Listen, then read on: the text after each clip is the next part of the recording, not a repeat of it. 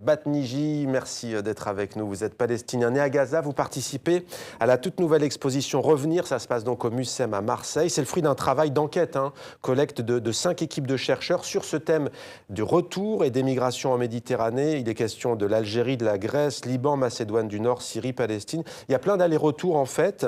Alors tiens, d'abord peut-être une question pour vous. Quel est le lien que vous gardez avec votre terre d'origine après l'avoir quittée? Vous vivez en France depuis plusieurs années, vous avez quitté Gaza il y a quelques années. Je vous la pose cette question parce qu'elle est au cœur de cette exposition. Oui, en fait, je suis arrivé en France vers fin 94 et d'habitude, je faisais des allers-retours entre la France et la Palestine, Gaza en l'occurrence, parce que c'est là que je suis né et j'ai grandi.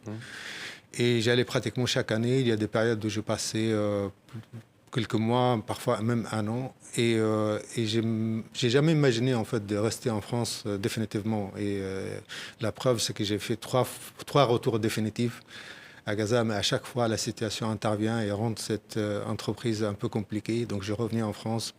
En attendant, voilà.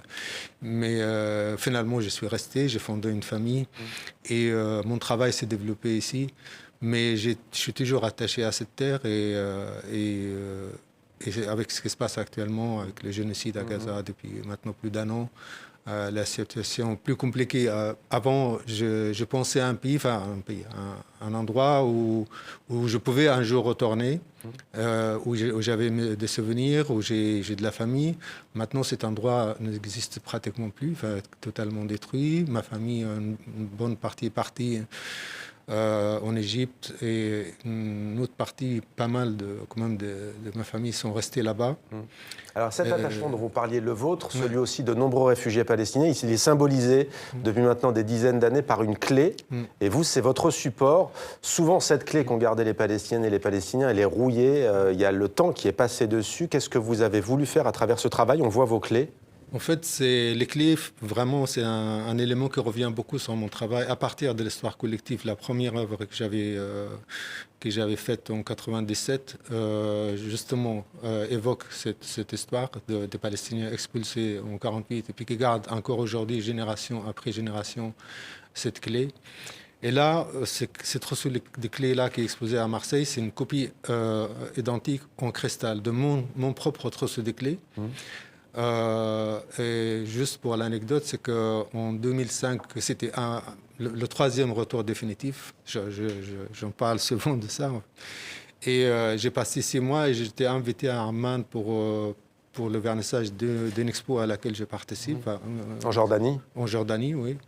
Et le jour de vernissage, il y a un soldat israélien qui a été kidnappé à la frontière par le Hamas, donc Gaza bombardé, assiégé, etc. Donc j'avais seulement une semaine, un visa une semaine en Jordanie et je devais retourner à Gaza. Mais la frontière était fermée, donc je retourne à Paris.